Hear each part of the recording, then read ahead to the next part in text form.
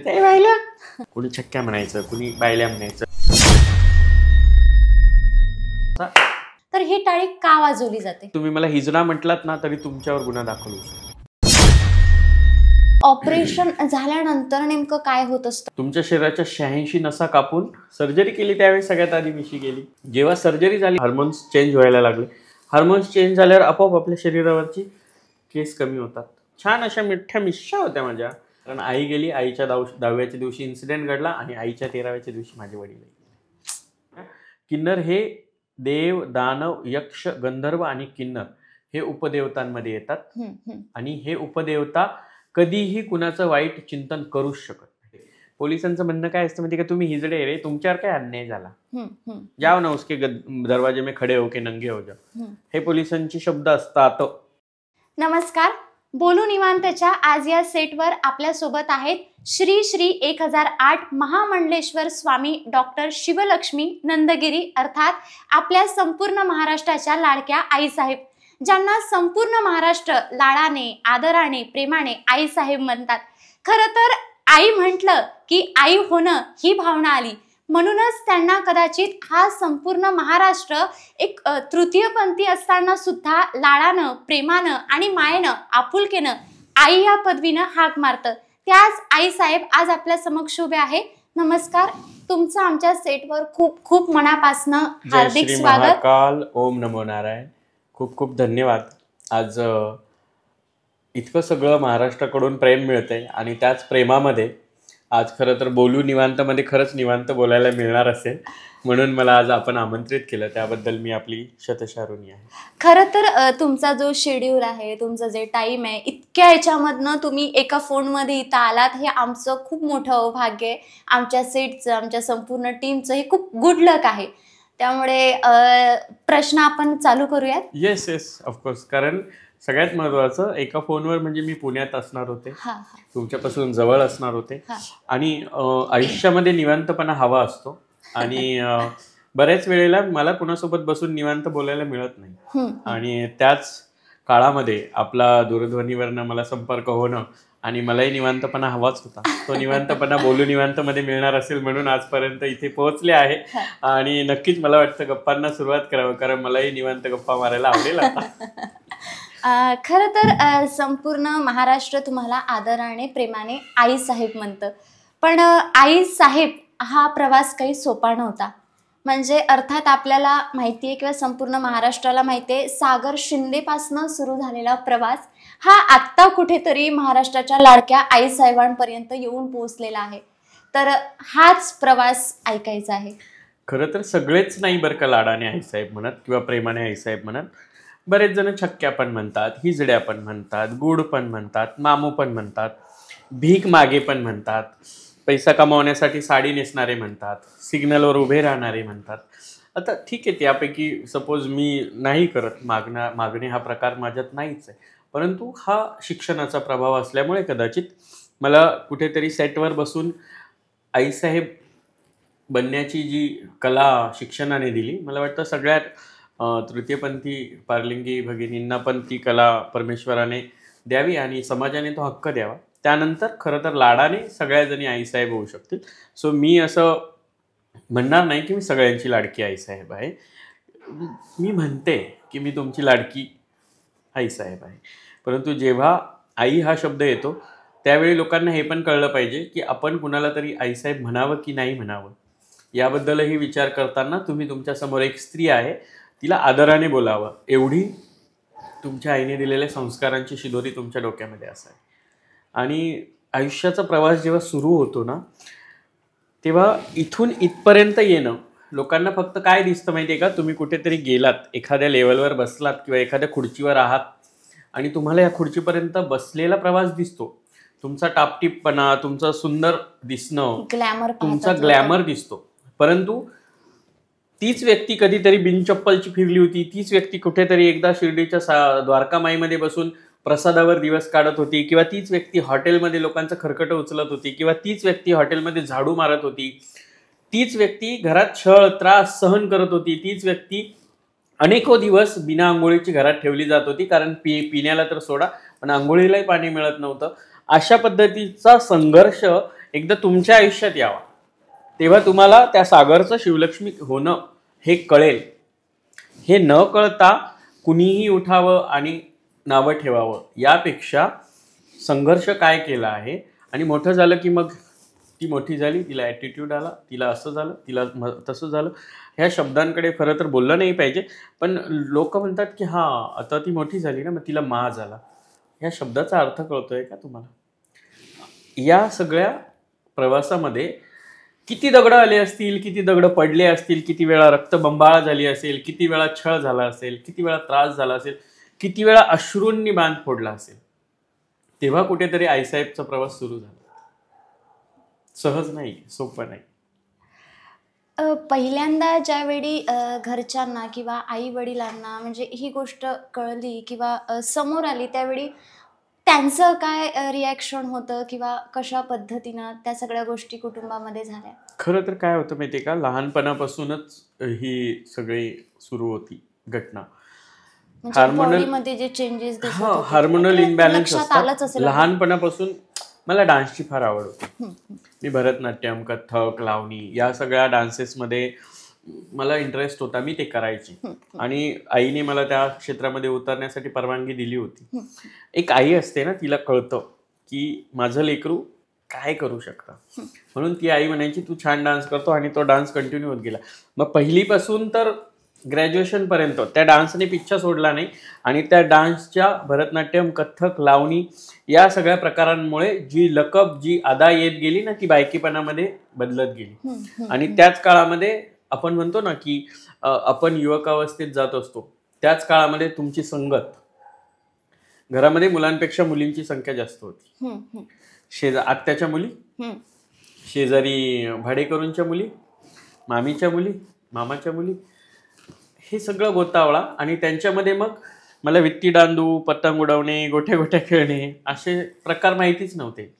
मला भांडे खेळणे, साडी नेसणे, टॉवेलची साडी बनवणे, हे खेळ माहिती होते.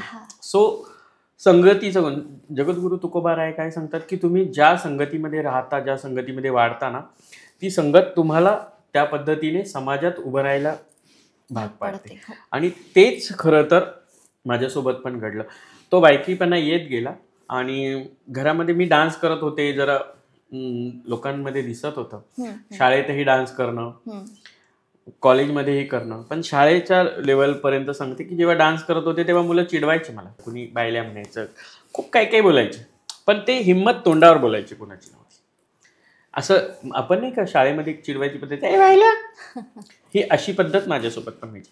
कारण समोर येऊन बोलणे शक्य नव्हते, कारण वडील एक प्रतिष्ठित व्यक्तिमत्व होते आणि वडिलांच्या त्या प्रतिष्ठितपणाला 4 लोक दबकून होती. आणि कदाचित त्यामुळे माझा तो स्वभाव होता की मी त्या रांगड्या स्वभावात होते की मला कोणी काही बोललं की मी लगेच घरी सांगणार, आईला सांगणार, किंवा मी सरांना सांगणार, हेडमास्टरांना सांगणार. अशा पद्धतीने माझा स्वभाव थोडासा तसा होता. म्हणून मी सहसा कधी कोणाला रिप्लाय करत नव्हते. पण ते हळूहळू दिवस निघत गेले आणि कॉलेजला पण गेले तर कॉलेजमध्ये पण तेच सेम झालं. कॉलेजमध्ये तर एक दादा होते, आता ते नाही आहेत खरं तर, ते शांत झाले. त्यांचं नाव अमित भैया होतं आणि देशमुख. आणि ते अमित दादा जेव्हा कॉलेजमध्ये मी पहिल्यांदा 11th गेले, 11वीला, तेव्हा मी वेलकम डान्स केला होता. काय हे छेडमोय गरवा लगाय, देवदास चित्रपटातलं सॉन्ग होतं. आणि त्याच दिवशी त्याने माझं नाव चंद्रमुखी ठेवलं होतं. आणि पहिल्यांदा सागरची, लक्षात घ्या, शाळेत असताना सागरचा बायल्या पण झाला, सागरचा गुड पण झाला, छक्क्या पण झाला. हळूहळू त्या सागरची साखराबाई झाली मुलींसोबत खेळता खेळता. त्या साखराबाईचं कॉलेज अवस्थेमध्ये चंद्रमुखी होऊन गेलं. म्हणजे सागरपासून शिवलक्ष्मीपर्यंत खूप सारी नावं झाली. मग ती चंद्रमुखी जी होती ना, ती चंद्रमुखी मग कॉलेजमध्ये प्रसिद्ध व्हायला लागली. वडिलांना वाटलं होतं की थोडंसं आहे आपला पोरगा असा बायकी, पण त्याला जर मिलिटरी कॉलेजला जर टाकलं तर थोडासा हा बळकट होईल. पण शेवटी लक्षात घ्या, स्वभाव गुण कधी बदलत नाही. आणि नेहमी आपला स्वभाव आपल्याला सोबत घेऊन चालायचा असतो. तो बदलणं एवढं सहजासहजी शक्य नसतं. म्हणूनच चंद्रमुखी नाचत राहिली, अनेक देवदास दिसत राहिले, परंतु चंद्रमुखीने देवदास पाण्यात सोडून दिले आणि चंद्रमुखीला वाटलं की नाही अभी यही मेरा घर आहे. आणि तेच तसं होत राहिलं. आणि त्याच पिरियडमध्ये घरामध्ये खूप साऱ्या गोष्टी घडत होत्या. म्हणजे आई वडिलांची काय तेच रिएक्शन? सांगत होते की त्या वेळेत घरामध्ये खूप साऱ्या गोष्टी घडत होत्या. वडिलांचं कदाचित ह्या घरामध्ये घडत असलेल्या काही वैयक्तिक गोष्टींमुळे, पारिवारिक गोष्टींमुळे कदाचित मी डिप्रेशनमध्ये होते, मी डिस्टर्ब होते. बऱ्याच वेळेला कॉलेजमध्ये मी थोडीशी होम सिकनेस पण यायचा की नाही घरी काय असेल. आईची तब्येत त्यावेळी खूप खालावलेली आणि म्हणजे आई शेवटच्या स्टेजला होती आयुष्याच्या. आणि 2011चा हा विषय आहे. 2010च्या एंडिंगमध्ये तर खूप जास्त हे चालू होतं. त्यावेळेस मी SYला होते आणि त्याच काळामध्ये हे सगळं घडत होतं. आणि त्या काळात घडत असताना मी जेव्हा घरी गेले तेव्हा मला आजही आठवतं की 30 डिसेंबरला 2010ला आईला आमच्या इथे नाशिक जिल्ह्याजवळ मालेगाव म्हणून शहर आहे तिथे हॉस्पिटलला ॲडमिट केलं. आणि त्या हॉस्पिटलमध्येच आईने संक्रांतीच्या पहाटे शेवटचा श्वास घेतला. कारण जे काही घटना घडत होत्या ना त्या खरं तर अशा गोष्टी कॅमेऱ्यावर नाही सांगायला पाहिजे आणि मला सांगायच्याही नाही. परंतु तो जो एक पारिवारिक कलह असतो ना घरातला, ज्यावेळी माणसाला खूप साऱ्या गोष्टी पैशाभोवती गुंडाळतात तेव्हाच कुठेतरी घरामध्ये कलहाला सुरुवात होते. आणि मी शिक्षण घेत होते, मी घरापासून लांब होते आणि त्या गोष्टींमध्ये मला पडायचं नव्हतं. म्हणून कदाचित मला माझी आई गमवावी लागली की जेव्हा मी गेले तेव्हा आजही मला त्या आईचे शेवटचे क्षण चांगले आठवतात. आणि मी खूप वेळा टाळते तो विषय घेणं कारण तो विषय माझ्या भावनेशी रिलेटेड आहे. आणि मला लगेच त्या विषयाचे त्या दिवसांच्या घटना आठवायला सुरुवात होती. आईने शेवटचा हातात हात घेतला होता आणि आई मला म्हणाली होती की आज जे तुला हसताय ना उद्या ते तुझं ऐकायला पहिल्या रांगेत बसतं. आणि आज तसं घडतं बरं का. 15 वर्षानंतर ते मी अनुभव घेते. आणि ह्याच आईने खूप साऱ्या घटना सांगितल्या आयुष्यातल्या. मी कोणावर विश्वास नाही ठेवायचा आहे, मी कोणावर विश्वास ठेवायचा आहे. माझ्या आईने ही भविष्यवाणी जी 15 वर्षात घडली ना माझ्यासोबत ही ऑलरेडी जायच्या वेळी मला सांगून ठेवली होती. त्यामुळे आईच्या एका शब्दावर अजूनही मी आहे. माझ्या घरामध्ये तुम्ही कधी येऊन पहा. खरं तर ही गोष्ट नाही सांगितली पाहिजे पण माझ्या घरामध्ये तुम्हाला फक्त माझ्या आईचाच फोटो दिसेल, माझ्या वडिलांचा फोटो नाही दिसणार. खूप सारे रिझन्स आहेत, वैयक्तिक कारणं आहेत पण मला ते नावच लावायला आवडत नाही. पण शेवटी काय म्हणतो ना आपण बाप असतो. बापाच्या पण बाप कधी आईची जागा नाही घेऊ शकत. आई गेली संक्रांतीला आणि आईच्या 10व्याच्या दिवशी एक खूप मोठा इन्सिडेंट घडला. आता मी प्रकर्षाने तो इन्सिडेंट सांगते. बऱ्याच लोकांच्या त्या बाबतीत कमेंट्स असतात, बऱ्याच लोकांना त्या बाबतीत बोलायचं असतं, बऱ्याच लोकांना वाटतं की मी ते लपवते पण मी लपवत नाही. मी माझ्या सगळं सागर मंथन माझा जीवन प्रवास होता त्याच्यामध्ये मी ह्या सगळ्या घटना खूप छानपणे मांडल्या आहेत पाहिल्या महाराष्ट्र. बरोबर. 2011मध्ये माझ्या वडिलांचा बिझनेस होता 2 नंबरशी रिलेटेड आणि त्या ठिकाणी ॲडिशनल कलेक्टरची रेड होती. त्या ॲडिशनल कलेक्टर आणि माझ्या वडिलांसोबत झालेले वादावाद होते आणि त्या वादावादामध्ये एकमेकांना वादवाद मारण्यामध्ये तिथे ब्लास्ट झाला. ब्लास्ट म्हणजे ते एकमेकांवर पेट्रोलच्या कॅन फेकल्या गेल्या आणि त्याच पिरियडमध्ये कोणीतरी तिथे बिडी पित होतं आणि त्याच वेळी ते सगळं घडलं आणि तो सगळा इन्सिडेंट घडला. खूप काही बोललं गेलं, खूप काही घडलं गेलं. मी पण त्याच्यापासून लांब होते ना. कुणीही म्हणून दाखवावं की त्या केसमध्ये मी होते कारण माझा तिथे काही संबंध नव्हता. मी घरात माझ्या आईच्या 10व्याला आलेल्या लोकांजवळ बसली होती आणि लोक माझी सांत्वन करत होते पण घरातले सगळे तिथे होते. माझी बहीण आणि मी घरी आणि लोक सांत्वन करतायत आणि अचानक माहिती पडतंय म्हणजे दशक्रिया विधीचा मांडवही सोडला नव्हता आणि आम्हाला सगळं TVजमधून हे सगळं माहिती पडलं. आम्हाला पर्सनली असं फोन बिन त्या काळामध्ये एवढं काही नव्हतं. माझ्याकडे छोटासा फोन होता. मला एवढ्या काही गोष्टी कळायच्या पण नाही आणि मी बोलायची नाही कारण शिक्षण आहे की शिक्षण पुस्तकी किडा होते मी थोडीशी आणि तेच कंटिन्यू होतं.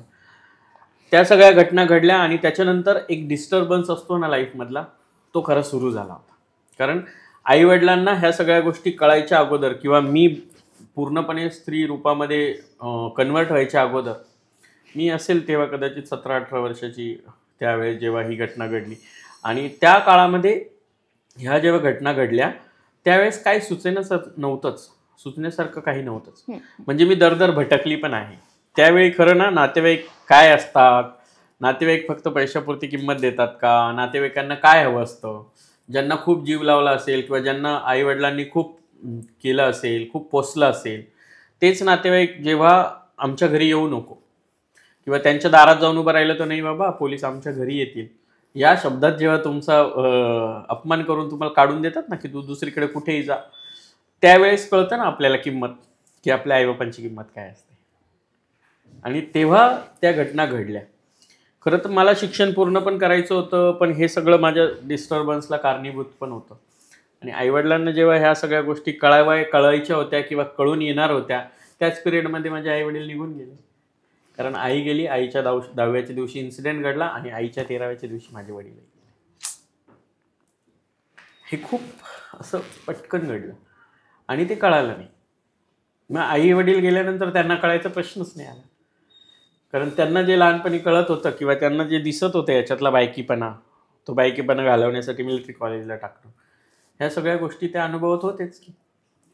आणि त्यांच्यापर्यंत सगळ्या गोष्टी बोलण्याच्या अगोदर जेव्हा शेवटच्या क्षणी आईजवळ खूप साऱ्या गोष्टी शेअर केल्या, मला परवानगी होती माझ्या आईची की तुला आयुष्यात जे करायचं ते कर, फक्त नाव खूप मोठं कर.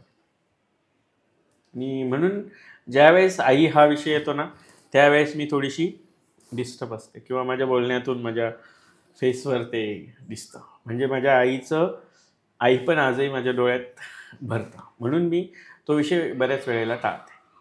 इथपर्यंत सगळं चांगलंच चाललं होतं. नंतर झालं वादळाला सुरुवात.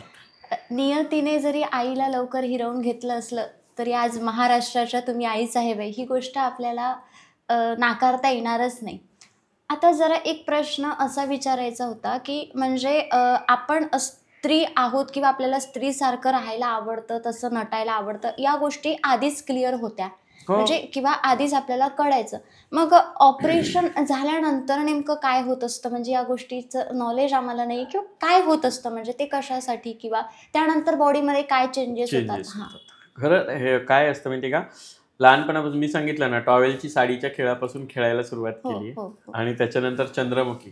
मी जेव्हा कथ्थक भरतनाट्यम डान्सेस करायचे ना, तेव्हा ते खाली फ्लरी ड्रेसेस घालायचे, खाली ते धोती टाईप ड्रेसेस, वरती अशी ओढणी टाकलेली मुलींसारखी, मग लिपस्टिक, काजळ, हे सगळं लावणं आलं, मेकअप करणं आलं.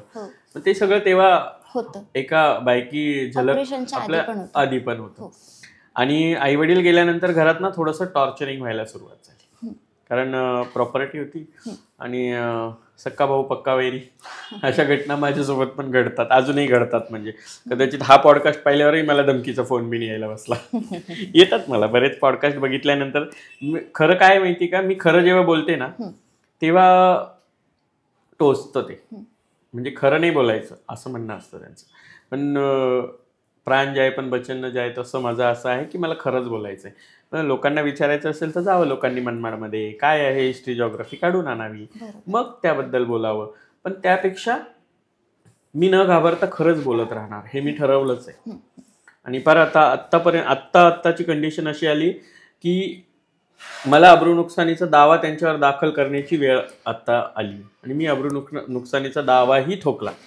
इथपर्यंत जेव्हा जेव्हा त्यांना पैशाची गरज पडेल तेव्हा मला फोन आणि त्रास, आणि मला बॅक बिचिंग केलं जातं, कोणाला तरी सपोर्ट घेतला जातो आणि कोणाच्या तरी सपोर्टिव्हनी मला हे करण्याचा प्रयत्न.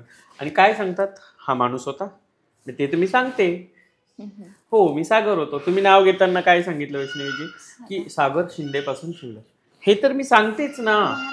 मी काय अख्ख्या महाराष्ट्राला नाही, अख्ख्या भारताला मी सांगितलं. ज्यावेळी ही घटना घडल्या, मी BBC सारख्या चॅनलवर सांगितलं की मी 25 वर्ष पुरुष होतो, मी पुरुष म्हणून माझं आयुष्य जगलोय.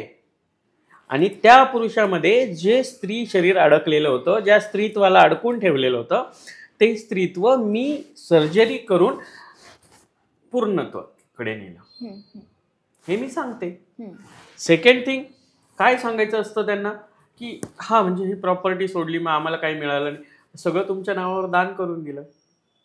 याच्यापेक्षा वेगळं काय करणार. जुने फोटोज घेतात आणि ते टाकतात. मी हटकून माझे जुने फोटोज घ्या, माझे जुने फोटोज तुम्ही थंबनेलला टाका. लोकांना माहिती, मी ऑलरेडी माझे जुने व्हिडिओ जेव्हा पाहाल ना तुम्ही 5-6 वर्षापूर्वीचे, शर्ट पॅन्टवर व्हिडिओज आहेत माझे. हो. टिकटॉकवर शर्ट पॅन्टवर व्हिडिओ बनवलेत मी. छान अशा मिठ्या मिश्या होत्या माझ्या. आणि हे लपवण्यासारखं नाही ना. हे बघा महाराज, की आपण जे आहोत ना ते सांगायची कसली लाज. तुमचा स्वभाव तर बदलला नाही ना. नाही. जसा सागर होता तशी शिवलक्ष्मी आहे. फक्त प्रभाव शिक्षणाचा आहे.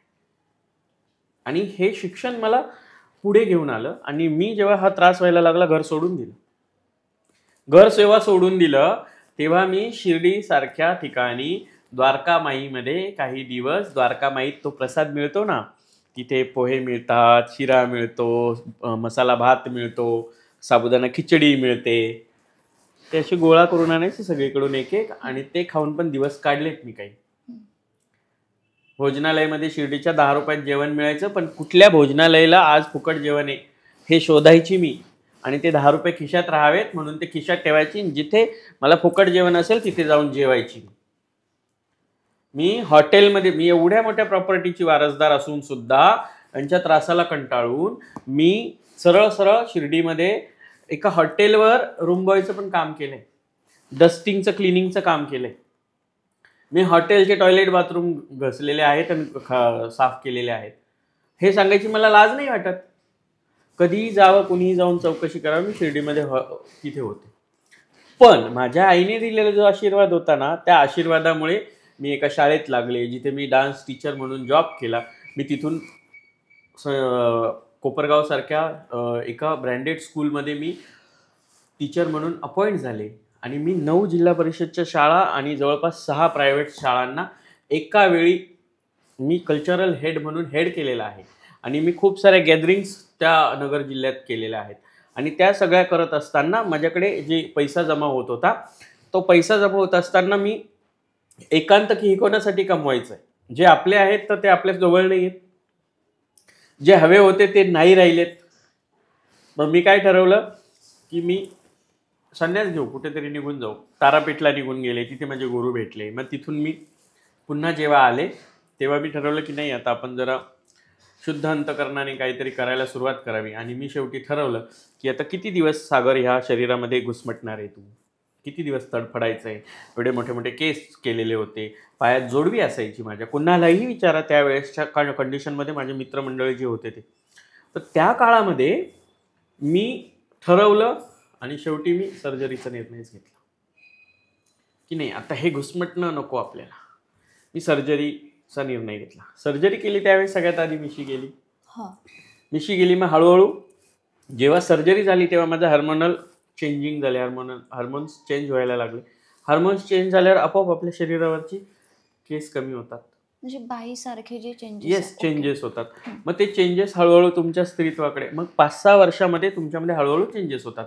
आत्ता कुठे 5-6 वर्ष झालेत आणि आत्ता हळूहळू बाईपणाकडे आलेत. अजून काळ आहे एक पूर्ण स्त्रीसारखं दिसायला. लोक म्हणतात तुम्ही बाई दिसतात, तुम्ही वाटत नाही. पण मी बोलल्यावर ह्या आवाजातून तर कळतं ना. मग ते चेंजेस होतात. म्हणजे ऑपरेशन झाल्यानंतर पण खूप वर्ष लागतात. ऑपरेशन झाल्यानंतर तुमच्यामध्ये हळूहळू चेंजेस होतात. एक लक्षात घ्या, तुमच्या शरीराच्या 86 नसा कापून तुम्ही तुमचं एवढं जरी खर्चटलं किंवा एवढं कापलं ना, तर तो त्रास तुम्ही नाही सहन करू शकत. सर्जरी बरोबर. तुमच्या शरीराच्या 86 नसा कापून तुम्ही स्त्रीत्व स्वीकारता. बापरे. आणि जेव्हा तुम्ही स्त्रीत्व स्वीकारता ना, त्यावेळेस तुम्हाला स्त्रीसारखं वागावं पण लागतं. नाही तर मी साडी नेसली, मी माणसांसारखा जर फिरलो बुलेटवर आणि याच्यावर, तर त्याला अर्थ नाही. इतकी मोठी प्रोसेस म्हटलं की ही खर्चिक सुद्धा असेल. हो, खर्चिक असते. पण आजकाल शासनाकडनंही त्याला सुविधा आहेत, बऱ्याच गोष्टी आहेत की ज्याचं आपल्याला म्हणजे मिळतं. आपल्याला कन्सल्टेशन असतात बरेच, तिथं जाऊन आपल्याला माहिती मिळते. आणि ते मिळाल्यानंतर आपल्याला खूप ठिकाणी सवलती दिल्या जातात. त्या सवलती मिळतात. बऱ्याच वेळेला काय होतं, आपण ज्या गुरूंकडे असतो त्या गुरूंकडनंही आपल्याला या गोष्टीवर व्यवस्थित माहिती मिळते. आणि आपल्याला व्यवस्थित माहिती मिळून आपण सर्जरी हा पर्याय काय आहे ते समजून करतो. आता या सर्जरीमध्ये वेगवेगळ्या पण आहेत. मी male to female transgender surgery केलेली आहे. म्हणजे मी ट्रान्स वुमन झालेली आहे. सेम स्त्री असते ती फिमेल टू मेल सर्जरी करते. तुम्ही ट्रान्स मेन्स पाहिले असतील. हा. आपल्या पुण्यात खूप सारे ट्रान्स मेन्स आहेत, आपल्या महाराष्ट्रात, आपल्या भारतात म्हणजे खूप सारे. स्त्री असते आणि तिला पुरुषांसारखं व्हायचं असतं. हो, ती पुरुष होते, बरोबर. पण त्या ट्रान्स मेन्स आणि आम्ही पुरुषाचे स्त्री होतो, आम्ही ट्रान्स वुमेन्स. ही सर्जरी असते. बरेच याच्यामध्ये वेगवेगळ्या वेजिनोप्लास्टी असते. मग माझ्यात मेल टू फिमेल सर्जरी झाली, वेजिनोप्लास्टी झाली. त्यानंतर हळूहळू लोकांना कळालं ब्रेस्ट इम्प्लांट झालं. हे सगळं करावं लागतं. हे नॅचरली काही शरीरात उगवत नाही ना, की तुम्ही स्त्री झाले म्हणून तुम्ही एक मूळ कापून फेकलं म्हणून दुसरे मूळ काय फांद्या उगवणार नाही तुम्हाला. हे तुम्हाला चेंजेस करून घ्यावे लागतात, तेव्हा तुम्ही त्या लाईफमध्ये एंटर करतात. बऱ्याच वेळेला आता खूप जण ह्या सगळ्या गोष्टी सांगतात ना, तर त्या सांगताना बऱ्याच जणांना असं वाटतं की खूप साऱ्या गोष्टी लपवल्या पाहिजे. पण शिक्षण जे आहे ना, त्या शिक्षणामुळे लोकांना ऑलमोस्ट कळतं रे ट्रान्सजेंडर सर्जरी काय आहे. पुरुषाची स्त्री होणे मेल टू फिमेल आणि स्त्रीचं पुरुष होणे फिमेल टू मेल. खूप सारे फिमेल टू मेल झालेले आहेत. आता उदाहरण आपल्या बीड मधलं आहे, जे महाराष्ट्र पोलीसमध्ये काम करतात आणि ते स्त्रीचे पुरुष झाले आणि आता त्यांना बाळपण आहे. आईसाहेब, तसा जर आपण विचार केला तर महाराष्ट्रामध्ये तुमचं दाम्पत्य म्हणून एक सक्सेसफुल दाम्पत्य म्हणून तुमच्या दाम्पत्याकडे पाहिलं जातं. पण आमच्या इकडल्या समाजामध्ये किंवा लोकांमध्ये असं म्हटलं जातं की जेव्हा लहानपणीच कळतं हा किन्नर आहे किंवा काही आहे, तर काहीतरी टोळी येते बुवा आणि त्या बाळाला उचलून घेऊन जाते, मग ते त्यांच्या टोळीमध्ये सामील करून घेतात किंवा असं काहीतरी. तर हे नेमकं काय आहे? हा सगळ्यात मोठा गैरसमज आहे खरं तर. असं काही नसतं, काही गरज नसते कोणाला की असं जायचं आणि कोणाची पोरं उचलून आणायची. हे आणि इट्स इनलिगल. आणि त्याच्यापेक्षाही जास्त मी सांगेन तुम्हाला की काही गरजच नाही ना, कोणाची पोरं उचलून आणत नाही आम्ही, किंवा ट्रान्सजेंडर कम्युनिटी किंवा ही किन्नर कम्युनिटी कोणाची मुलं उचलून आणण्या इतपत हा जो गैरसमज लोकांमध्ये ठेवलाय ना, तो साफ चुकीचा आहे. काही कोणी उचलून आणत नाही. आई बाप्पांना त्यांच्या घरामध्ये जर अशा एखाद्या डिफेक्टेड पीस असेल असं वाटलं की तेच आईबाप स्वतः नेऊन सोडतात, त्या कम्युनिटीमध्ये नेऊन सोडतात. हो, डेऱ्यांमध्ये नेऊन सोडतात. किंवा हेच आईबाप किंवा हेच नातेवाईक जातात आणि आमच्यासारख्या कोणाकडे तरी येऊन सांगतात की आमच्याकडे ना असं असं पोरगा आहे आणि तो असा आहे, तुम्ही घेऊन जा. असे खूप सारे उदाहरण, म्हणजे माझ्याकडे असे शेकडो उदाहरणं आहेत की त्या मुलांनी मला कॉल करून सांगितलेले की माझे घरचे असे म्हणतात, तू निघून जा म्हणतात, फलानं म्हणतात. हे सगळ्या गोष्टी मी पाहिल्यात डोळ्यांनी, ऐकल्यात कानानी. आणि मी अशा अनेक, म्हणजे असे माझ्या डोळ्यासमोरचे आईबाप आहेत काही की ज्यांना मी समजून सांगितलंय की तुम्ही तुमचं लेकरू ऍक्सेप्ट करा. तुम्ही आज ऍक्सेप्ट केलं तर उद्या समाज त्यांना ऍक्सेप्ट करेल. अशी अनेक लेकरं साडीवर आल्यानंतरही त्यांच्या आईवडिलांसोबत आत्ता राहत आहेत. म्हणजे मला नाव नाही सांगायचं त्यांचं, पण आहेत एक 2-4 जण की ज्यांच्या फॅमिलीमध्ये जाऊन मी त्यांना समजून सांगितलं की काय त्याचं आयुष्य आहे ना, तुम्ही का त्याला सोडून द्यावं. तो साडीवर आला तरी तुम्ही त्याला ऍक्सेप्ट केलं पाहिजे. अशा आईवडिलांनी अशा काही मुलांना ऍक्सेप्ट केलेले उदाहरणं आहेत माझ्याकडे. माझ्या काही शिष्यमंडळींमधले सुद्धा काही उदाहरणं आहेत की ते ऍक्सेप्ट केलं पाहिजे. हे काही टोळीबिळी येत नाही आणि काही टोळीबिळी उचलून येत नाही. आम्हाला आमच्या आयुष्याचं ना आमच्या पोटापाण्याचं पडलेलं असतं, आम्ही कशाला लोकांच्या लेकरांकडे लक्ष देत बसू. बरोबर आहे. तृतीयपंथी या समाजाचा जर आपण विचार केला किंवा त्या कम्युनिटीचा जर आपण विचार केला तर तिथे एक पद्धत आपल्याला पाहायला मिळते, गुरु चेला जी पद्धत आहे किंवा गुरु आहे चेला आहे असं काहीतरी म्हटलं जातं. आमच्याच कम्युनिटीमध्ये नाही, ही हिंदू सनातन धर्मामध्ये परंपरागत चालेल आलेली परंपरा आहे, ही रूढी आहे. आणि तुम्ही लक्षात घ्या की कुठलेच आपल्या हिंदू सनातन धर्मामध्ये कुठले देवी देवता असो किंवा कुठलेही ऋषी मुनी असू देत, संत असू देत, ते गुरु परंपरेशिवाय नाही. प्रत्येकाचा कोणी ना कोणी गुरु आहे. एक लक्षात घ्या, आपण जरी म्हणत असलो ना आई ही सगळ्यात पहिला गुरु असते, तर त्या आईनंतर परत शाळेत शिक्षक गुरु असतात. मग शिक्षकांनंतर मग घरी आल्यावर सासू सासऱ्यांमध्ये राहायचं नाही म्हणून नवऱ्याला शिकवणारी बायको गुरु असते. बरोबर की नाही. आणि तुझी बायको नांदू नको म्हणून शिकवणारी आई पण परत एक गुरु असते. बरोबर. हा, मग तू आजपासून प्यायला लागला तर मग तुझ्यामध्ये ताकद येईल असं शिकवणारा मित्र पण गुरु असतो. कोणीतरी काहीतरी शिकवणारा असतं, तो गुरुच असतो ना. बरोबर. पण गुरु ही संकल्पना फार वेगळी आहे. गुरु हा तुम्हाला मोक्ष मार्गापर्यंत नेणारा एक दिवा आहे, एक प्रकाश आहे. आणि तो प्रकाश प्रत्येकाला मिळत नाही. तुम्ही काही गुरु शोधत नाही बघा, गुरु तुम्हाला शोधतो. आपोआप गुरु तुमच्यापर्यंत पोहोचतो आणि त्यावेळी तुमच्या अंतःकरणापासून तुम्हाला वाटत असतं की मी यांना गुरु करावं. जशी शनिदेवांपासून मारुतीरायांपासून, मारुतीरायांचे गुरु होते सूर्य भगवान, बरोबर. तिथून ही सनातनातली परंपरा आहे. तीच परंपरा आम्ही कंटिन्यू करतो. इट मीन्स व्हॉट, की तुम्ही जे जनरल समाज आहे ना, ते कदाचित सनातन धर्म पाळत नसेल, पण तेवढा आमच्या किन्नर कम्युनिटीमध्ये सनातन धर्म पाळला जातो. का? की आमच्या किन्नर कम्युनिटीमध्ये गुरु शिष्य परंपरा पाळलीच जाते आणि ही हिंदू सनातन धर्मापासून चालत आलेली परंपरा आहे. त्या गुरूंची नेमकी काय भूमिका असते? म्हणजे ते कशा आध्यात्मिक नॉलेज देतात, की इन द सेन्स तुम्ही आता तृतीयपंथी समाजामध्ये एंटर केलाय तर अशा वागतीनं वागावं लागेल? प्रत्येक शाळेत गेल्यानंतर मराठी, हिंदी, इंग्लिश शिकवणारे वेगवेगळे सर शिक्षक असतात. तसंच आमच्या कम्युनिटीमध्ये आध्यात्मिक गुरु वेगळे असतात आणि तुम्हाला त्या क्षेत्राशी रिलेटेड शिकवणारे गुरु वेगळे असतात. म्हणजे कम्युनिटीमध्ये आल्यानंतर जे आईबापाचं काम असतं ना, तू असं वाग, असं वागू नको, तू असं केलं तर मोठा होशील, तू तसं केलं तर मोठी होशील, सेम आमचे गुरु लोक पण आम्हाला शिकवतात की बेटा तूने ऐसा करना है तो तू अच्छी रहेगी, बेटा तू ऐसा नहीं करेगी तो तू बडी नहीं बनेगी. हे शिकवणं असं आहे आणि हेच पुढे प्रॉपर चालू असतं. जे आईबाप शिकवतात ना आपल्याला वळण लावणं, तेच गुरु पण आम्हाला वळण लावतात. आमच्या आईवडिलांनंतर आमचे दुसरे आईवडील आमचे गुरु असतात. तेच शिकवतात जे सगळे इकडे शिकवलं जातं. असं आपण जनरल जर बोलायला गेलं तर टाळ्या प्रत्येक जण वाजवतो. कोणाचं भाषण आवडलं तर टाळ्या वाजवल्या जातात. एखाद्याच्या आदर प्रित्यर्थ सुद्धा टाळ्या वाजवल्या जातात. आपण तृतीयपंथीयांची ओळखच ही त्यांच्या टाळीमुळे. तर त्या टाळीचं नेमकं काय लॉजिक आहे? म्हणजे ती टाळी का वाजवल्या जाते किंवा त्या टाळी वाजवण्याचा प्रकार सुद्धा वेगळा आहे, तिची पद्धत सुद्धा वेगळी आहे. तर ही टाळी का वाजवली जाते? बघा, सगळ्यात महत्वाचं काय आहे, मी जेव्हा आध्यात्मिक क्षेत्राशी रिलेटेड बोलेल ना, त्यावेळी मी आध्यात्मिक गोष्टी पण त्याच्यातल्या समजून सांगितलंच. परंतु जेव्हा आपण आता प्रवासाबद्दल जेव्हा बोलतोय तेव्हा मी फक्त तुम्हाला एकच गोष्ट सांगेन की सगळेच टाळ्या वाजवतात. फक्त काय आम्हीच टाळ्या वाजवतो असं नाही. सगळे, कोणाला भाषण आवडलं टाळ्या वाजवतात, कोणाला आजकाल मी खूप मुलं पाहिलीत की एकमेकांना आवाज द्यायचं तर असं टाळी वाजून पण एकमेकांना आवाज देतात. आजकाल खूप साऱ्या गावखेड्यांमध्ये, सिटीजमध्ये मी अशी मुलं पाहिलीत की ते आमचं पाहून पाहून टाळ्या वाजवायला पण शिकले. मग काय आम्हीच टाळ्या वाजवतो असं काही नाही. ती साईन आहे, ठीक आहे. ते आम्हाला सनातन धर्मामध्ये घडलेलं एक इन्सिडेंट, एक श्राप असेल, एक वरदान असेल, त्यानंतर घडलेल्या घटनांमधून झालेला हा आम्हाला मिळालेला असा एक आशीर्वाद आहे की ती टाळी आहे. पण त्या टाळीमागे गैरसमज भरपूर आहेत. कुणाला वाटतं की टाळी वाजून शिवाय श्राप दिल्या तर श्राप लागतो. कुणाला वाटतं टाळी वाजून काही बोलले तर त्याचा मग अपशकुन होतो. असं काही नसतं.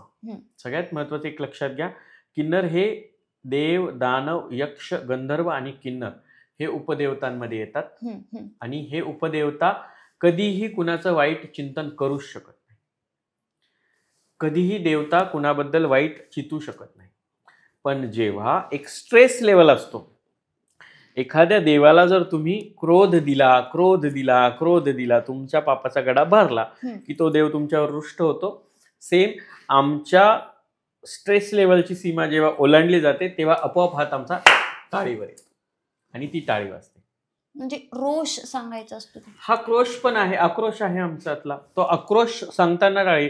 पण वी आर मंगलमुखीज, आम्ही मंगलमुखी आहोत. त्यामुळे आम्ही कोणासाठी, आम्ही टाळी वाजून पण भगवान तेरा भला करेगा हेच म्हणतो ना. जा बेटा भगवती तेरा कल्याण करेगी, जा बेटा बाबा महाकाल तेरी सारी मनोकामना पुरी करेगी. ही टाळी आमचं सिग्नेचर, आम्हाला मिळालेला आशीर्वाद आहे आणि तीच टाळी आम्ही पुढे कंटिन्यू करतो. पण लोकांना वाटतं की ते टाळ्या वाजवतात, टाळ्या तुम्ही पण वाजवतात. मला ना समाजातल्या लोकांचं हे कळत नाही. तुम्ही घोड्यावर पण चालू देत नाही, पायी पायी पण चालू देत नाही. टाळी नाही वाजवली, आता खूप ठिकाणी असतं, मी टोल नाक्यांवर येते जाते बऱ्याच ठिकाणी, काही ठिकाणी टाळी वाजवून दाखवा लागतं मी किन्नर आहे. त्या पद्धतीवरनं ओळखल्या जातं. हा, काही ठिकाणी सांगावंच लागत नाही मी किन्नर. म्हणजे मी जर बोलली नाही ना तर त्यांना कळतच नाही बऱ्याच वेळ. किंवा मी खूप ठिकाणी असेल किंवा मी बसलेली असेल, उभी असेल, कुणी बॅक साईडने पाहिलं तर त्यांना कळत नाही ते स्त्री उभी आहे का पुरुष उभा आहे की काय आहे. तर ते जेव्हा साडी वगैरे ह्या गोष्टी बघतात त्यांना वाटतं मागून एखादी स्त्री उभी.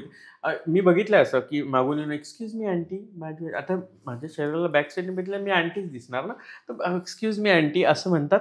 आणि जेव्हा मागे म्हणतात अरे सॉरी हा दीदी, का बाई असेल तर आंटी म्हणतात तुम्ही आणि आम्हाला लगेच दीदीवर आणता. म्हणजे आमचा इतका दर्जा ढासळतो का आमचा? हा, हा, पण तुम्ही फक्त तोंडापुरतं दीदी म्हणतात. हा, हा. नंतर तुम्हाला आम्हाला बहीण बनून घ्यायचं नसतं, बायको बनून घ्यायचं नसतं, आई बनून घ्यायचं नसतं, मुलगी बनून घ्यायचं नसतं. पण आजकाल लोकांची मेंटॅलिटी, टेंडन्सी बदलली आहे. शिक्षणामुळे खूप साऱ्या गोष्टींमध्ये फरक पडतोय. हम्म. आणि आजकाल खूप सारे मुलं आहेत की जे आमच्यासारख्या ट्रान्सजेंडर सोबत फ्रेंडशिप पण करतात, लग्न पण करतात. बरोबर. तुम्हीच उदाहरण आहे त्याचं. हो. आणि आजही आता तुम्ही बघा, सपना बाळूचं लग्न झालं हो, बीडमध्ये. हो, त्यानंतर खूप सारी लग्न झाली, 7-8 लग्न झाली. सोलापूरमध्ये झाली, नगरमध्ये झाली, आपल्या पुण्यात पण लग्न झाली, मुंबईमध्ये लग्न झाली. हो. आता पुण्यात 5 लग्न झाली. आता अजून एक 16 तारखेला अजून एक लग्न आहे, हम्म. जे तर थाटामाटात साखरपुडा करून, हळद लावून आणि प्री वेडिंग शूट होऊन आता 16 तारखेला लग्न होणार आहे त्यांचं. हम्म, हम्म, हम्म. म्हणजे इतक्या सगळ्या गोष्टी आता समाज स्वीकारायला लागलाय. आणि अजूनही काही जे मी म्हणते ना, जे वर्स्ट कॅटेगरीचे असतील किंवा जे स्वतः फ्रस्ट्रेटेड लोक असतात ना, हम्म. तेच त्या टाळीवर अडकून पडलेत अजून. हम्म. तुम्ही आम्हाला बहीण म्हणून स्वीकारा, भाऊ म्हणून स्वीकारा. तुम्ही भाऊ बना, आम्ही बहीण बनायला तयार आहे. तुम्ही नवरा बना, आम्ही बायको बनायला तयार आहे. तुम्ही मुलगा बना, आम्ही आई बनायला तयार आहे. बरोबर. बरोबर. हो. पण तुम्ही जसं नाही, ज्याला आई नाही त्यांनी प्रत्येक एका किन्नराला आई म्हणून घरी सांभाळा. का भीक मागू आम्ही? हम्म. ज्यांच्या घरात बहीण नाही त्यांनी न्या आम्हाला बहीण म्हणून घरी. हम्म. का आम्ही भीक मागू? तुमच्या बहिणीचं जसं तुम्ही सगळं सांभाळता, पोचता, ज्या बहिणीचं जर समजा नवऱ्याने टाकून दिली तरी ती बहीण म्हातारपणापर्यंत सांभाळता. हो, हो. बरोबर. हो. मग तुम्ही त्या बहिणीला जसं सांभाळता तसं असं समजा की ही बहीण वांजोटी आहे, ह्या बहिणीला नवरा नाही भेटणार आहे, ही बहीण घरामध्ये सांभाळा आयुष्यभर. काय रे, भाऊ बनण्याचं तुला सुख पण मिळेल. बरोबर आहे, अगदी. आणि आम्हाला भाऊचं प्रेम मिळेल, आम्हाला आईबाप मिळतील, भाऊजाई मिळेल, भाचे मिळतील. हो, हो. बरोबर आहे. आम्हाला पण एक नातं मिळेल. तर मला वाटतं की समाजाला माझी ही कळकळून विनंती आहे की आमच्या भीक मागण्यावर, आमच्या मोठं होण्यावर मला मुळात हेच कळत नाही. अरे, आम्ही तुमच्यासाठी जर नथिंग आहे, तर तुम्ही पूर्ण पुरुष आहात, पूर्ण स्त्री आहात आणि आमच्यासारख्या अर्ध्या माणूस अर्ध्या बाई असलेल्या व्यक्तीवर जळता. कुठे तुमचं मेंटॅलिटी, कुठे तुमची पातळी विचारांची नेऊन पोहोचवली तुम्ही? हम्म, हम्म. आणि तुम्ही त्या गोष्टींना काय काय काय काय शब्दांचा वापर करता. म्हणजे ज्यांना आई नाहीये त्यांनी आई म्हणून घरी न्या. ज्यांना समजत नाही ना की मी काय बोलते, त्यांना मी रिपीट सांगते, ज्यांना आई नाही त्यांना माझ्यासारख्या एखाद्याला घेऊन जा घरी आणि आई म्हणून आयुष्यभर सांभाळा. ज्यांना बहीण नाही त्यांनी बहीण म्हणून तुमच्या घरी घेऊन जा, मला सांभाळा. ज्या पोरांना पोरीच भेटत नाहीये किंवा ज्या पोरांची बायको मरून गेली पण लेकरांसाठी दुसरी त्यांना करायची वेळ येते ना, कशाला ते लेकरांचं आयुष्य बर्बाद करताय? माझ्यासारख्या एखादीला घरी घेऊन जा, ती तुमच्या लेकरांना सांभाळेल. बरोबर आहे. त्या मुलांना आई पण मिळेल आणि तुला बायको असल्याचं समाधान पण मिळेल. हे करा ना कधीतरी. हम्म, हम्म. तुम्ही हे करायला तयार नाहीये आणि नावं ठेवायला एक नंबर. किन्नर म्हटलं, तृतीयपंथी म्हटलं किंवा मग ही कम्युनिटी म्हटली तर लग्न आलं, लग्नामध्ये नाचणं आलं किंवा मग बारसं आलं, मुलांचं काहीतरी एक ऑकेशन आलं किंवा काहीतरी सण आला, तिथे जाणं, त्यांना ब्लेसिंग्स देणं, त्यांना आशीर्वाद देणं, हे एकंदरीत काम आहे असं आपल्याला लक्षात नाही, येतं. काम नाहीये. ही पण सनातन धर्मापासून चालत आलेली परंपरा प्रथा आहे. आहे. जेव्हा प्रभू श्री रामचंद्रांचा जन्म झाला होता, असं म्हणतात की आमच्या पूर्वजांनी तेव्हा सुद्धा तिथे जाऊन बधाई घेतली होती. बर बर. जेव्हा कृष्णलालांचा जन्म झाला होता हम्म, तेव्हा असं म्हणतात की तेव्हा सुद्धा तिथे जाऊन बधाई घेतली होती आमच्या पूर्वजांनी. हम्म, हम्म, त्यानंतर भगवान श्री रामचंद्रांचा आशीर्वाद लोकांना माहिती आहे. हम्म, लोकांना शिखंडी नंतर माहिती झाले हम्म, हम्म, आणि लोकांना रामायण महाभारत माहिती. हम्म, हम्म, हम्म. खूप सारे वेद पुराणांमध्ये ह्या सगळ्या गोष्टींचा उल्लेख आहे. बर. म्हणजे हे पुरातन काळापासून आशीर्वादित करणारी एक संप्रदाय म्हणूया आपण याला. ते अधिकार का आहेत आम्हाला? कारण देवदानव यक्ष गंधर्व किन्नर हे स्त्री पुरुष ह्या प्रजातीत येत नाहीत. Hmm, hmm, hmm. We are demigods. Hmm. Demigods म्हणजे आम्ही 5 उपदेवतांमध्ये येतो आणि उपदेवता हे देवतांनंतर येणारं देवतांचंच एक स्वरूप असतं. आणि त्या देवता स्वरूपांना जर देवता स्वतः आशीर्वाद द्यायला नाही येऊ शकत, म्हणून देवाने ही तयार केलेली क्रिएटिव्हिटी आहे की किन्नर रेडी. हे बघा, कोणी कोणाच्या मर्जीने काही बनत नाही. जे म्हणतात ना की परमेश्वर आपल्याला बावल्यांचा खेळ करतो आणि आपण फक्त कठपुतल्या आहेत परमेश्वराच्या हाताचा, मग मेंदू पण त्याच परमेश्वराने केले. सगळ्या फॅक्टऱ्या तयार झाल्या. रक्त तयार करायची फॅक्टरी का नाही तयार झाली? Because there is God. बरोबर आहे. भगवान, हो, हो. देव, परमेश्वर, तो परमपिता परमात्मा त्या ठिकाणी आहे. आणि त्याच परमात्म्याने तुम्हाला विचार करण्याची क्षमता दिली. बरोबर. जर सगळं एका पद्धतीने तयार होत असेल, तुम्हाला जेनेटिक वगैरे ह्या गोष्टी तर नंतरच्या नंतर आल्या, पण तुम्ही एक गोष्ट लक्षात घ्या, सगळ्यांची विचार करण्याची क्षमता सेम असते का? नाही. प्रत्येकाची विचारशैली वेगळी आहे, प्रत्येकाची विचार करण्याची धारा वेगळी आहे, प्रत्येकाची बोली वेगळी आहे, प्रत्येकाची भाषा वेगळी आहे, प्रत्येकाची राहणे, ठेवणे, उठणे, बसणे, वागणे, सगळ्या गोष्टी वेगळ्या वेगळ्या आहेत. तसंच परमेश्वराने क्रिएटिव्हिटी करताना देव, दानव, यक्ष, गंधर्व, किन्नर या 5 उपदेवतांना या सगळ्या श्रेणींच्या वरती ठेवलं, आणि ती श्रेणी म्हणजे दैव श्रेणी, उपदेवतांमध्ये येणारी. म्हणून आशीर्वाद देणं आम्हाला मंगलमुखी म्हणून प्रभू श्रीरामचंद्रांनी जरी वरदान दिलेलं असेल, तरी हिंदू सनातन धर्मामध्ये आम्ही देव, दानव, यक्ष, गंधर्व, किन्नर उपदेवतांमध्ये होतो, आहे, राहू. लोक मानो न मानो, पण किन्नर देवता होते आणि आहेत, आणि ते राहतील. प्रभू श्रीरामचंद्रांनी त्यावेळी सांगितलं होतं की किन्नरांचं राज्य येणार, आणि डेफिनेटली मला गॅरंटी आहे की अजून काही वर्षांनंतर तुम्हाला किन्नर नगरसेवक, सरपंच बघतात ना तुम्ही, किन्नर सरपंच आहेत, किन्नर नगरसेवक दिसतील, किन्नर महापौर दिसतील, किन्नर आमदार दिसतील, किन्नर खासदार दिसतील, किन्नर मुख्यमंत्री दिसेल, पुढच्या भविष्याच्या काळामध्ये किन्नर पंतप्रधान सुद्धा भेटेल. का? ते सगळं होतंय आजकाल. लोकांची ती मेंटॅलिटी बदलत चालली आहे शिक्षणामुळे, आणि ते होणार आहे. आणि त्यामुळेच आम्ही एक मंगलमुखी कॅटेगरी आहोत. आमच्या मुखातून येणारी प्रत्येक वाणी मंगल असते. म्हणून लग्न करताना आमचा आशीर्वाद, बाळ झाल्यावर आमचा आशीर्वाद, कुठला तुमच्या घरामध्ये सेरेमनी असेल त्यासाठी आम्हाला बोलून त्यांना आशीर्वाद देणं, हे प्रथा आणि परंपरा ह्या चालत आलेल्या आहेत, आणि त्या आजही चालू आहेत. आता बऱ्याच वेळेला तुम्ही असं म्हणाल की बरेच लोक याबद्दल चर्चा करतील कदाचित आपल्या सेक्शनमध्ये खालच्या, की चर्चा काय असतील लोकांच्या, की नाही जबरदस्ती येऊन मागतात, तिथे येऊन धिंगाणा करतात, तिथे येऊन तमाशा करतात, तिथे येऊन त्रास देतात. हे लोकांची मेंटॅलिटी आहे, लक्षात घ्या. पण ह्या सगळ्या गोष्टी करत असताना तुम्ही हे लक्षात घेतलं पाहिजे की तुम्ही ज्यावेळी त्यांना कुठल्या तरी उद्योगाला, कामाला, नात्याला एक आपुलकी द्याल, त्यावेळेस त्यांना हे सगळं करायची वेळ येणार नाही. आता बदलाच्या विषयी तुम्ही बोलल्याच की प्रधानमंत्री सुद्धा तृतीयपंथी असले पाहिजे, आणि हो भविष्यात असले पाहिजे, राजकारणात सुद्धा ते उतरले पाहिजे. पण तृतीयपंथींच्या न्यायालयीन लढाईविषयी जर आपण बोलायचं झालं तर गौरी सावंत हे नाव प्रामुख्याने त्यामध्ये घेतलं जातं. तर त्याबद्दल मला तुम्हाला असं विचारायचं आहे की त्यांची मी एक मुलाखत ऐकली, त्यांचा एक इंटरव्ह्यू पाहिला. त्यामध्ये त्या बोलल्या की मी बऱ्याच किन्नरांना किंवा तृतीयपंथ्यांना पोलीस भरतीसाठी तयार केलं. त्यांना महाराष्ट्र शासनाने असं सांगितलं सुद्धा की आम्ही ते करू, ते करून घेऊ. तयारी सुद्धा झाली, ट्रेनिंग पर्यंतची गोष्ट गेली, पण ऐन वेळी या सगळ्या गोष्टी थांबल्या किंवा कुठेतरी रखडल्या गेल्या. हे बघा, हे सोयी सुविधा आहेत ना, सॉरी टू इंटरप्ट यू, पण मला ही गोष्ट बोलायची आहे आता. आचार्य महामंडलेश्वर डॉक्टर लक्ष्मीनारायण त्रिपाठी हे खूप नावाजलेलं आणि जुन्या काळापासून लोकांना माहीत असलेलं नाव. मान्य गौरी सावंतजी, सलमाजी ज्या किन्नरमा ट्रस्टच्या आहेत, ओके, नीता केनेजी ज्या ट्रस्ट चालवतात, खूप लोक आहेत की जे हे चालवतात. आमच्या धुळ्यामध्ये पार्वतीमाई जोगी आहेत की ज्या जोगती संप्रदायाला एक नाव रूप राहावं म्हणून काम करतायत. तर हे सगळ्या गोष्टी जेव्हा करतो ना आम्ही, त्यावेळेस आम्हाला काही शासनाने अधिकार किंवा हक्क दिल्याचा बनाव केलेला आहे. नालसा जजमेंट आलं, ट्रान्सजेंडर प्रोटेक्शन ऍक्ट 2019, म्हणजे तुम्ही मला हिजडा म्हटलात ना तरी तुमच्यावर गुन्हा दाखल होऊ शकतो. नालसा जजमेंट आलं, बरोबर. कोण? नालसा जजमेंटची पहिली केस मी दाखल केली होती आपल्या महाराष्ट्रामध्ये, येवल्यातून. आपल्या पुण्यातूनही ट्रान्सजेंडर प्रोटेक्शन ऍक्ट थ्रू केस दाखल झाला का? ठीक, कोणाला त्यांना अटक पण करते नाही, नेऊन पण घेऊन पण जात नाही. 10 वर्षांपर्यंत शिक्षेची तरतूद आहे. पोलिसांचं म्हणणं काय असतं माहिती का, तुम्ही हिजडे रे, तुमच्यावर काय अन्याय झाला, जाओ ना उसके दरवाजे में खडे हो के नंगे हो जाओ, हे पोलिसांचे शब्द असतात. आणि हे मी प्रकर्षाने सांगते, कारण हे अनुभव मी कंपल्सरी स्वतः घेतली. त्यांचं म्हणणं असतं की जा ना, मग तुम्ही त्यांच्या दारात जाऊन भोंगळ्या ना, जा ना, 4 टाळ्या वाजवा ना, काय फरक पडणार, कशाला केस बीसच्या नादी लागतात.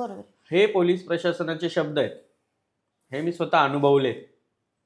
तरीही मी ट्रान्सजेंडर प्रोटेक्शनात, मग मला एखाद्या NGOचा आधार घ्यावा लागतो आणि मग मला ट्रान्सजेंडर प्रोटेक्शन ॲक्ट सारख्या याच्यातून एखाद्यावर गुन्हा दाखल करावा लागतो. पण सेम आपल्या पुण्यामध्ये पण हे असं झालंय. आता ट्रान्सजेंडर्सवर अत्याचार, आपल्या धुळ्यामध्ये पण एक अत्याचार झाला ट्रान्सजेंडरवर. हे सगळं जेव्हा घडत असतं ना, ते फक्त दाखवतात की आम्ही ट्रान्सजेंडरसाठी एवढं, सरकार म्हणतं की एवढं आम्ही करून ठेवलंय ट्रान्सजेंडरसाठी. दिसत का नाही का? कोणी ट्रान्सजेंडरला एखाद्याला हिजडा म्हटलं आणि त्याला शिक्षा झाली. तुम्हीच ट्रान्सजेंडर प्रोटेक्शन ॲक्ट काढला की कोणी आम्हाला हिजडा म्हटलं तर ते नाही सहन केलं जाणार. आणि सर्रास राजकीय लोक सर्रास म्हणतात हिजड्यासारख्या बांगड्या भरल्या, हिजड्यासारखं असं केलं तसं केलं. तुम्ही सर्रास त्या शब्दांचा वापर करतात. म्हणजे तुम्हीच तुमच्या केलेल्या ह्या सगळ्या कायद्याला गोष्टींसाठी मोडता. आणि तुम्हीच आपल्या संविधानाचा अपमान करता. बरोबर आहे. तुम्ही संविधानिक अधिकार दिलेत ना आम्हाला, हो. मग त्या अधिकारांमध्ये आम्ही जर मोडतोय, हम्म, हम्म, मग ट्रान्सजेंडर प्रोटेक्शन जसं अॅट्रॉसिटी कायदा असतो ना, तसं ट्रान्सजेंडर प्रोटेक्शन ऍक्ट आहे. हम्म, हम्म. आणि याच्या थ्रू अनेक गुन्हे दाखल झाले, पण पाठपुरावा नाही, कोर्टातून तुम्हाला तारीख येणार नाही. पण आता मी जो ट्रान्सजेंडर प्रोटेक्शन ऍक्टचा गुन्हा दाखल केला, त्यामध्ये एक खूप मोठा असा ऐतिहासिक बदल घडून ते सगळं येणार. CCTNS मध्ये सुद्धा, CCTNS काय असतं, पोलिसांची एक कलमांची एक हे असते, यादी असते, ती त्यांच्या कम्प्युटरमध्ये फिट असते. हम्म, हम्म. त्याच्यामध्ये सुद्धा ट्रान्सजेंडर प्रोटेक्शन ऍक्ट नव्हता. एका जिल्ह्यातली गोष्ट आहे ही. तर तिथे मला निवेदन द्यावं लागलं होतं की CCTNS मध्ये हा ऍक्ट नाहीये. तेव्हा त्यांनी तिथे ऍप्लिकेशन दिलं, तेव्हा तो CCTNS मध्ये त्या डिस्ट्रिक्टमध्ये ऍड झाला. आणि त्या डिस्ट्रिक्टमध्ये ऍड झाल्यानंतर तिथल्या DYSPनी त्याच्यावर प्रोसीड केलं आणि तो गुन्हा दाखल झाला. आता हा जो ट्रान्सजेंडर प्रोटेक्शन ऍक्ट जे दाखल झालेले गुन्हे आहेत, याच्या अंतर्गत ज्यांच्यावर गुन्हे दाखल झालेले आहेत, लवकरच त्यांना जे लिहिलेलं आहे तरतुदीप्रमाणे 10 वर्षांची सक्त मजुरी किंवा 10 वर्षांची शिक्षा होणं. आणि त्यांनी जर ट्रान्सजेंडरला तशा पद्धतीने हॅरॅश केलेला असेल, त्रास दिलेला असेल, तर त्या व्यक्तींवर होणारी कारवाई ही खूप मोठी असेल. आणि लोकांना त्यावेळी ट्रान्सजेंडर्सला आपलंसं करून घ्यावंच लागेल. कारण की आम्हीही आईवडिलांच्याच पोटी जन्म घेतलाय. आम्ही कशा आम्हालातून खाली पडलो टुपकन साडी घालून तुमच्या समोर उभे नाही राहिले. हम्म, हम्म. म्हणून हे फक्त दाखवतायत ना नवीन कपडे आम्हाला घेतलेले, हे कपडे ऑलरेडी काय आहे माहिती का, सेलचे आहेत. हा दिखावा आहे फक्त. सेलचे कपडे आहेत, ते फक्त दाखवायला आहेत. ते कोमट्याचा बाजार असतो ना खेड्यांकडे, जुने कपड्यांचा वापरलेला, हे कोमट्याच्या बाजारातले पण नाही. हे ना सेलचे कपडे, म्हणजे टिका तो टिकेगा नाही तर फट जाएगा. हट जाएगा. बरोबर. अशा पद्धतीने हे चाललंय. पण मला माझी कळकळीची विनंतीच आहे खरं तर समाजातल्या लोकांना, की एकदा तुम्ही ना समजून घ्यायला शिका. हम्म, हम्म. संयम, शांतता, मनशांती, आमच्यामध्ये असलेली ही जी वृत्ती आहे ना, ही आम्ही खूप स्वतःला त्यामध्ये एक्सप्रेस करायचं असतं आम्हाला. पण समाजातली लोक ना हे सगळं एक्सप्रेस करताना कधी त्या पद्धतीने आम्हाला समजून घेत नाही. प्रत्येक वेळी हे सुनावलं जातं की तू हा होता, तू ती झाला, तू अमका झाला, भीक मागायचे धंदे, फलानं अमकं. हे सगळं बोलताना ना कधीतरी स्वतः विचार करा की तुमच्या घरामध्ये जर असं कोणी जन्माला आलं, तुमच्या घरामध्ये जर असं कोणी असेल, तर तुम्ही त्या व्यक्तीसोबत जे केलं असेल तेच माझ्यासोबत पण घडावं का? किंवा माझ्यासोबत जे घडतंय ते तुमच्या घरातल्या एखाद्या व्यक्तीसोबत घडलं तर? हम्म, हम्म. भावनांचा आदर करायला शिका ना, तेव्हा तुम्ही माणुसकी या शब्दाला जाणून घ्याल. फक्त तुम्ही जातीवाद आणि ह्या सगळ्या गोष्टींच्या पलीकडे माणुसकी या शब्दाला थोडंसं जागा. आईसाहेब, तृतीय पंथांबद्दल जर आपण विचार केला तर आज तुम्हाला मेकअप आर्टिस्ट ते दिसतील, मॉडेलिंगच्या क्षेत्रामध्ये ते आहे, बरेच जज आहेत, हा, IAS सलीम आहे. आहेत, वकील आहेत, हो, अशा प्रोफेसर आहेत, प्रिन्सिपल आहेत, सगळ्या अशा गोष्टी. वेगवेगळ्या क्षेत्रामध्ये ते आहे. गौरी सावंत यांच्यावर ताली नावाचा पिक्चर निघाला. बरोबर. तर मग अनेक तृतीय पंथांचं हे म्हणणं होतं की तालीवर पिक्चर निघाला किंवा मग तृतीय पंथांची ती कहाणी होती, त्यांची ती गोष्ट होती, तर ती गोष्ट प्रेझेंट करण्यासाठी किंवा तो ऍक्ट करण्यासाठी किंवा तिथे ऍक्टिंगसाठी कोणीतरी तृतीय पंथीच पाहिजे होता. हो, या गोष्टीसाठी मी पण ॲग्रीच आहे. बर. की मला पर्सनली असं वाटतं की त्या ठिकाणी त्या जागेवर स्वतः म्हणजे गौरीमांनी खरं तर हे काम करायलाच पाहिजे होतं. म्हणजे त्यांनी स्वतः काम केलं असतं तर अजून जास्त. सुंदर पण शेवटी वाटलं एक असतं. बघा, एक मी ॲज ए फिल्म इंडस्ट्रीमध्ये मी आता 3 मूवीज करते, सो मला वाटतं की मी त्या पद्धतीने मला त्या गोष्टी माहिती आहे. एका डायरेक्टरला ना जे प्रेझेंट करायचं असतं ना, ते प्रेझेंट करण्यासाठी ती कला कदाचित तशा व्यक्तींमध्ये त्यांना सापडत नाही. बर बर. म्हणून त्यांना ते खूप छान पद्धतीने लोकांसमोर मांडायचं असतं हम्म. आणि ते छान पद्धतीने मांडण्यासाठी ते एखाद्या अनुभवी कलाकाराची निवड करतात. हम्म, हम्म, हम्म.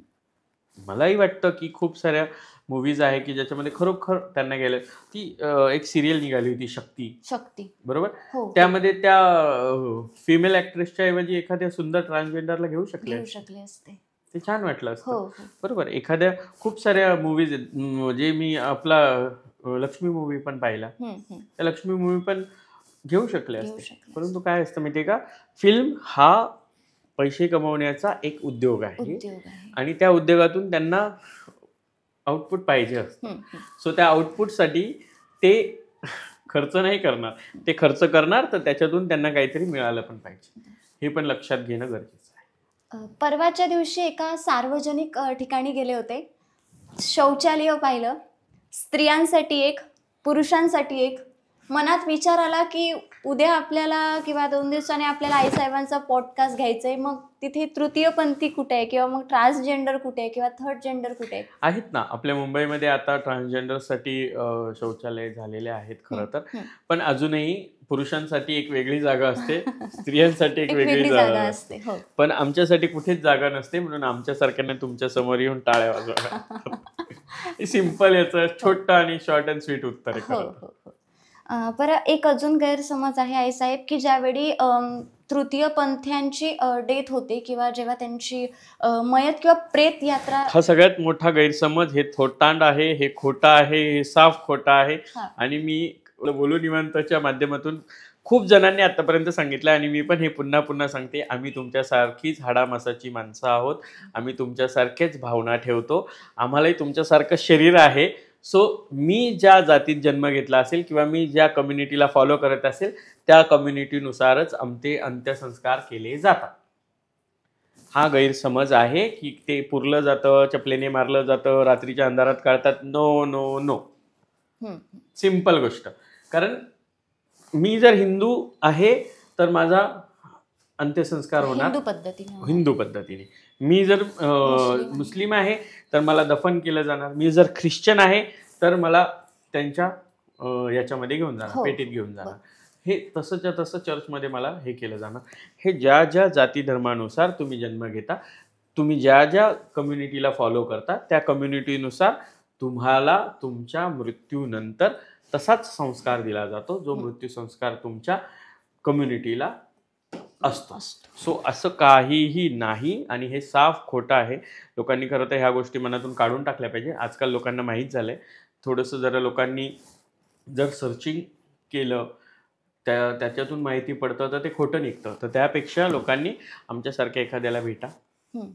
कधीतरी सिग्नलवर गाडी थांबवा. दीदी आपने खाना खाया क्या? आप इतनी धूप में खड़ी हो, आपको पानी दूँ क्या? दीदी आप कैसी हो? दीदी आप इस फील्ड में क्यों आई? जरा 4 प्रेमाने बोला. ती पण बिचारी बसून तिचं दुःखडं सांगेल. हो हो हो. आपल्याला सवय नाही. आपण ती काच वाजले टिक ए क्यों काच को हात लगाया? हे तुम्ही करता आणि वरतून तुम्ही म्हणता की हे कचऱ्यातून आलेले मोठे झाले आणि यांना माज आला. खरा माज तर तुम्ही दाखवतात. बरोबर. खरं हे असं वागणाऱ्यांचा माज उतरवायची गरज आहे. आणि त्यासाठी मला वाटतं माझ्यासारख्या सागर म्हणून जन्माला आलेल्यांनी जेव्हा शिवलक्ष्मी म्हणून लोकांसमोर उभं राहिलं जातं ना, त्यावेळेस अशा लोकांना उत्तरं देऊन त्यांची जिरवावी.